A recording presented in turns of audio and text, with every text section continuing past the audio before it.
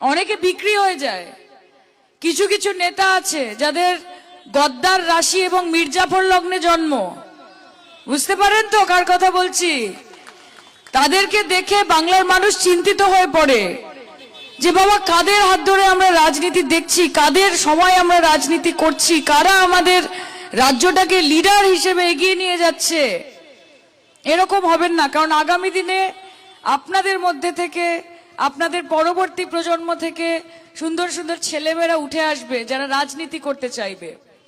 তারা যেন এটা মনে না করে যে মির্জাফরগিরি করে বা গদ্দারি করে বা বেইমানি করে জীবনে কোথাও পৌঁছানো যায়। কারণ গাছ আর ফলের মধ্যে একটা বড় তফাৎ আছে। শুভেন্দু অধিকারী সে হচ্ছে মমতা বন্দ্যোপাধ্যায় নামক যে গাছ, সেই গাছের একটা ছোট্ট ফল, এবং ফল যতই চেষ্টা করুক না কেন কখনো গাছের থেকে বড় হতে পারে না। এটা সম্ভব নয়।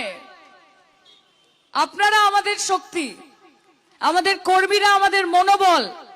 লড়াইয়ের মাঠে যতক্ষণ আপনারা দাঁড়িয়ে থাকবেন, চোখে চোখ রেখে, কাঁধে কাঁধ রেখে, মাথা উঁচু করে লড়াই করার ক্ষমতা তৃণমূল কংগ্রেসের ছিল, তৃণমূল কংগ্রেসের আছে, আগামী দিনেও তৃণমূল কংগ্রেসের থাকবে।